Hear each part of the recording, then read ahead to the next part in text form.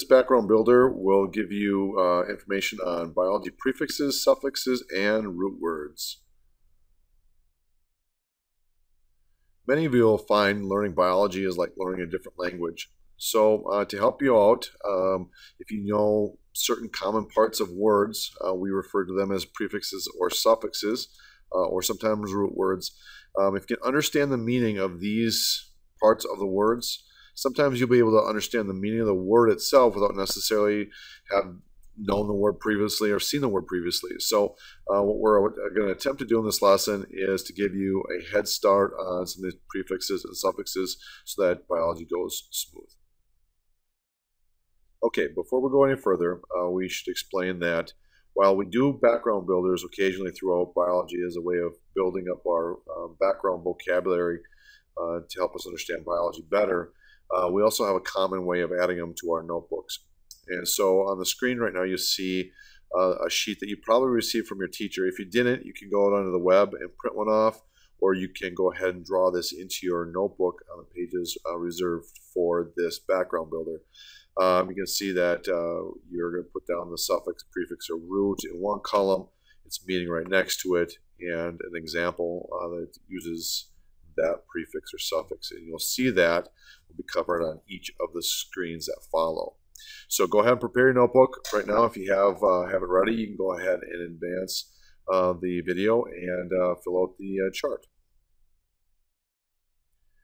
Okay, so the first prefix that we're going to start with is a, or also an or non. They're used fairly interchangeably. This prefix means not or without. So the example you will see in biology, you'll see things like asexual, non-living, anonymous.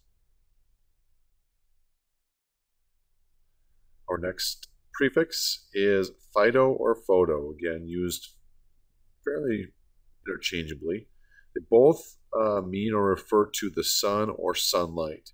So an example that you'll see in biology or in life will be things like phytoplankton, photosynthesis, phototropic. The next prefix will be hetero. Hetero is a prefix that most of you will be familiar with, however may not know the actual meaning. It means different or opposite. For example, you'll hear hetero being used in words like heterotrophic, heterosexual, heterozygous. Next prefix you're probably also familiar with. The prefix is homo, which means the same. And we use the prefix of homo a lot in words like homogeneated, homonym, or homozygous. Auto is the next prefix that's covered. Auto means self. An example of auto used as a prefix is automatic, automobile, or autotrophic. Next prefix that you'll see has two different spellings, refers to the same thing, pronounced pretty much the same way, is zoo. And what we find at the zoo are animals, so this prefix means or refers to animals in words like zooplankton or zoology. Cyto. Cyto is a prefix that means cell or of the cell. So an example where we'd use this word would be words that refer to the cell: cytokinesis, cytoskeleton, or cytoplasm. Here's a prefix you've heard of, especially if you've paid attention to the news recently. It's eco. Eco refers to or means of the earth, or referring to the environment. So, for example, you might hear ecosystem or eco-friendly or ecology. Here's the next prefix. The next prefix is bio.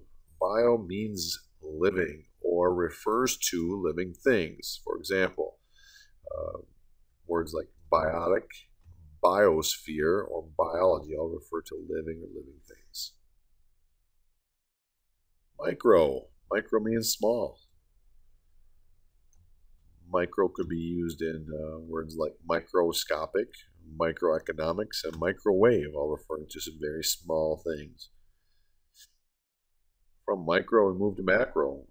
Tend to be opposites. Micro are meant small. Macro means large. Example words including macro that you'll run into, especially in biology, but also in life. Macromolecule or macroeconomics means big or large. Multi is the next prefix. It means many or much. You'll see it being used in words like multiply, multi-purpose, and multicellular. Now the opposite of multi is una. Una means one or single. So words that would have meaning of one or single would need this prefix. For example, unicorn, unicycle, or unicellular.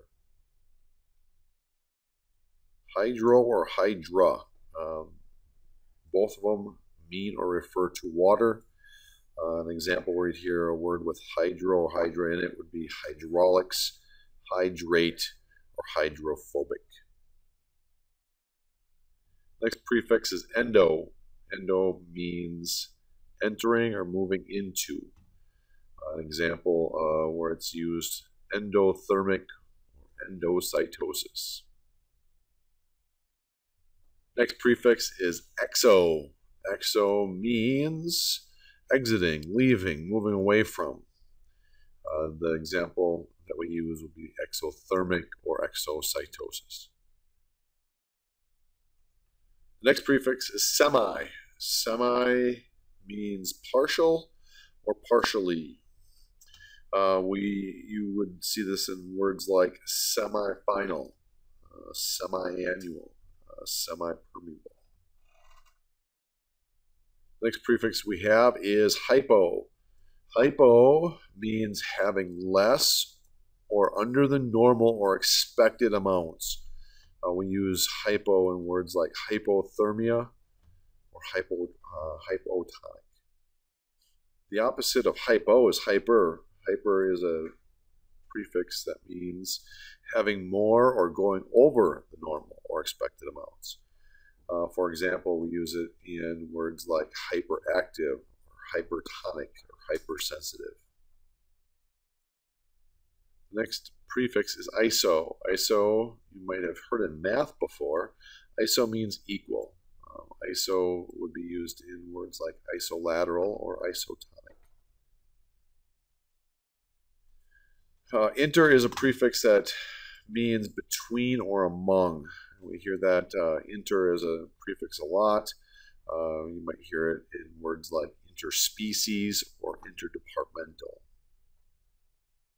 And finally, the last prefix that we do or that we're introducing is intra, which is a lot like inter. Intra means within or inside. You see it in words like intraspecies, intravenous, intramural. Phage is more of an ending or a suffix. It means to eat, referring to eating. An example would be bacteriophage or macrophage. One of the easier suffixes, but very, very important to this class, is ology.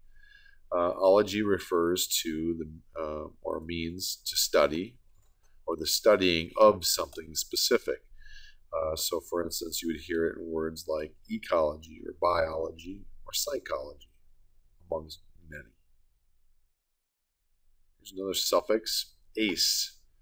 Ase is used to indicate a protein that is being used as an enzyme. Example, peptidase, amylase, peroxidase. Fill is actually a root word. It can be used as a suffix or a prefix or in the middle. It refers or means to love or like, or to loving or liking something specific. So you start hearing words like philanthropy, halophile, hydrophilic, all mean love or like something, or loving or liking something specific. Typically speaking, phobic is a suffix. Means to fear or refers to the fearing of something specific. Words like claustrophobic and hydrophobic are examples. And that's it. Well, not really, but that's the ones that we're going to talk about today. Those are the common prefixes and suffixes and root words that will help you learn the language that will help you be successful in biology.